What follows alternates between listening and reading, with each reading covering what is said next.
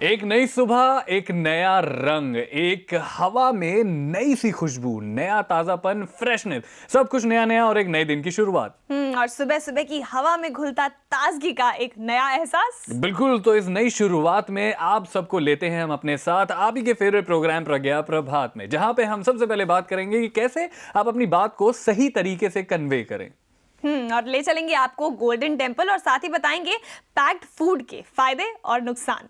वैसे ये कॉम्बिनेशन जो है ये बहुत ही ज्यादा इंटरेस्टिंग है ना। बिल्कुल, आई मीन ऑल्दो कई कई लोगों के लिए बहुत बड़ी मुसीबत होती है। मतलब सुबह का हर किसी को इंतजार रहता है, आई एम श्योर, क्योंकि सुबह में होता है एक तरह का जादू है। लेकिन कई कई लोग ऐसे होते हैं जो इस खूबसूरती को कहीं ना कहीं मिस कर देते हैं।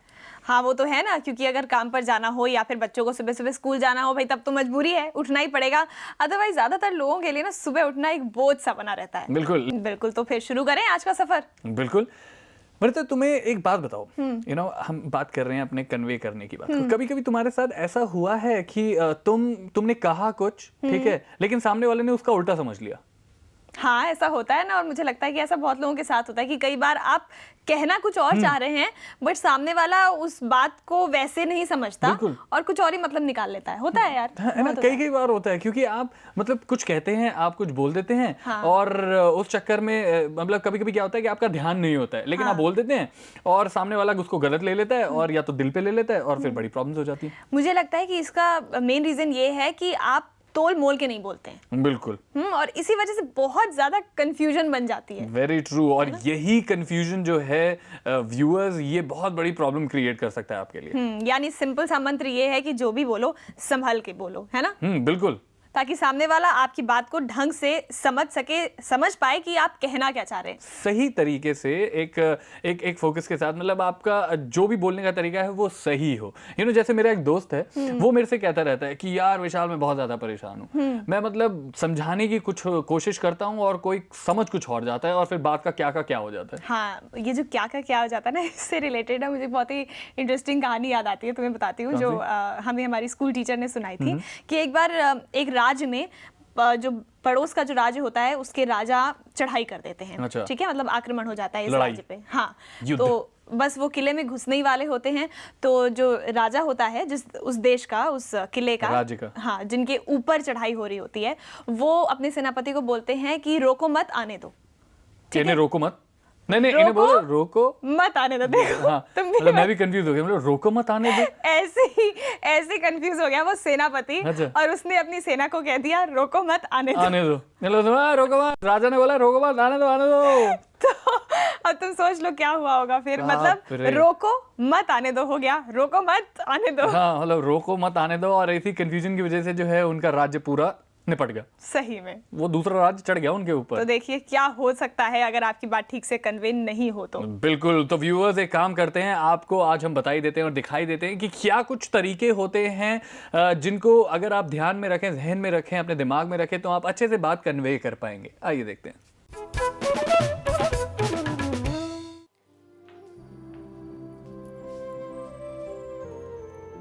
क्या हुआ? कुछ नहीं, बस कुछ भी नहीं अच्छा लग रहा है यार। क्या हुआ मुझे बताइए। यार ऑफिस में सब मुझे एरोगेंट समझते हैं। ऐसा क्यों सोचते हैं लोग? शायद मैं किसी से ज़्यादा बात नहीं करता ना, इसलिए। इसीलिए लोग ऐसा समझते हैं। अक्सर ये बात होती थी, हमारे को कहा जाता था, हमारे बच्चे हमारे को कहते थे कि आपको अगर चलना है मार्केट तो शूज़ पहन के चलिए, टाई पहन के चलिए, एक अच्छी सी वेल ड्रेसअप होके चलिए। किस लिए? नहीं, लोग क्या कहेंगे। तो एक दिन हमने कहा कि चलिए ठीक है, मंजूर है आपकी बात, जैसा आप चाहते हैं मैं वैसा ड्रेसअप हो जाता हूँ। और हम उन्हीं के अकॉर्डिंगली ड्रेसअप हो गए और एक अच्छी जगह पे चले गए जहाँ पे बहुत सारे लोग थे। यकीन मानिए 4 घंटे तक हम लोग वहाँ पे घूमे फिरे, किसी ने मुझे हाय हेलो भी नहीं करी। तो 4 घंटे बाद मैंने उनसे पूछा, बच्चों से मैंने कहा कि यार क्या फ़ायदा हुआ, यहाँ पे कोई जान पहचान का मिला ही नहीं मेरे को। तो उनका जवाब था, आप इतनी बड़ी पर्सनैलिटी थोड़ी हैं जो लोग आपसे मिलेंगे या आपको पहचानेंगे सड़क चलते हुए। तो तुरंत मेरा जवाब यही था, तो मुझे सजा धजा के क्यों लाया गया था, इतना मेरे को टाइट करके क्यों लाया गया। यानी मैं जो दिखा रहा था पब्लिक तो वही देख रही थी, लेकिन एक्चुअल उसका नतीजा क्या था, आउटकम 0। जो भी काम आप कर रहे हैं करिए, लेकिन उसका आउटकम नतीजा क्या है? कुछ नहीं। आपने शादी ब्याह के ऊपर अनाप शनाप खर्चा कर दिया, दिखावे के लिए बर्थडे पार्टी, इतनी पार्टी, ये पार्टी, डीजे पार्टी, सब कर रहे हैं आप, लेकिन उसका आउटकम जीरो। कोई नहीं जानता, सब खा पी के ऐश करके भूल गए समय के साथ साथ, लेकिन आपका बजट सारा हिल गया और फिर बाद में आप लोन लेके जितना खर्चा किया था या और सब उन चीज़ों को भुगतान करने में आपका बैंड बच गया। यकीन मानिए, दिखाया किसने था? आपने। तो भुगत कौन रहा है? आप ही भुगत रहे हैं। यहाँ पे ये जितने भी एग्जाम्पल्स मैंने कोट करे, इन सब के पीछे रीज़न क्या था? पब्लिक ने क्या देखा? हमारी अमीरी या हमारी समझदारी या क्या चीज़ जो हमने दिखाया, और उसका नतीजा जो एक्सेस दिखाया गया उसका नतीजा भी हमने भुगता। तो अगर हम सही चीज़ दिखाएं, यानी मेरी जितनी हैसियत है अगर मैं उसी के हिसाब से चलूँगा तो क्या होगा? सुख, आनंद।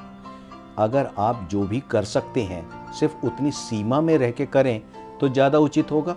बच्चों ने कहा कि हमें घूमने जाना है, और अगर हमारी हैसियत नहीं है तो लोन लेके बाहर जाने की ज़रूरत नहीं है, क्योंकि जितनी सीमा है उसी हिसाब से काम करें।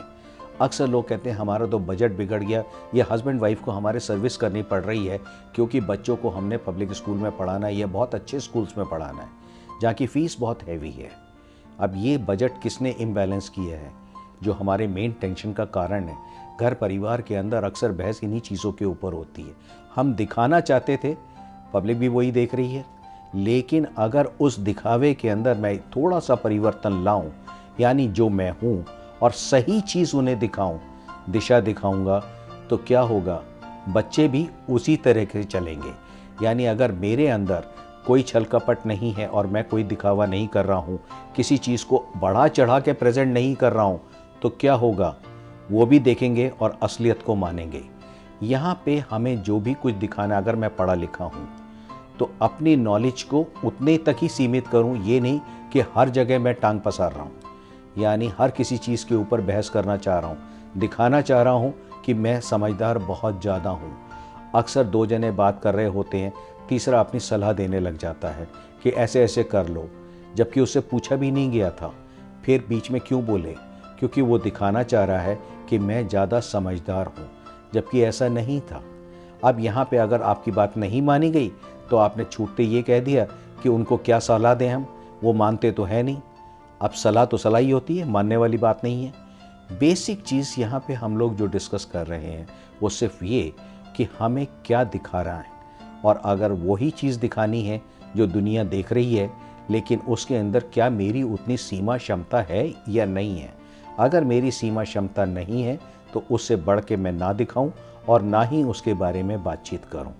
अगर हम लोग अपने घर परिवार की या अपने संबंधों या नौकरी के लिए बात कर रहा हूं, अक्सर इंटरव्यूज़ पे लोग जाते हैं और वहाँ पे अपने जो बायोडेटा होता है उसके अंदर बहुत कुछ चीज़ें बढ़ा चढ़ा के लिख देते हैं, और जब उनसे पूछा जाता है तब वहाँ पे वो फेल हो जाते हैं। अब फेल हो गए तो क्या हुआ? जो आपने दिखाया था वही तो देखा गया था, लेकिन असलियत तो नहीं थी। अब उसका नतीजा क्या हुआ? आपको नौकरी नहीं मिली, तो उसके बाद क्या कमेंट आपने दिया?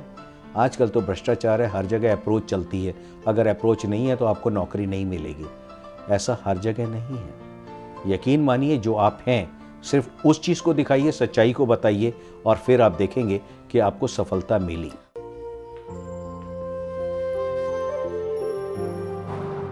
क्या हुआ? कुछ नहीं, बस कुछ भी नहीं अच्छा लग रहा है यार। क्या हुआ मुझे बताइए। यार ऑफिस में सब मुझे एरोगेंट समझते हैं। ऐसा क्यों सोचते हैं लोग? शायद मैं किसी से ज़्यादा बात नहीं करता ना, इसलिए। इसीलिए लोग ऐसा समझते हैं।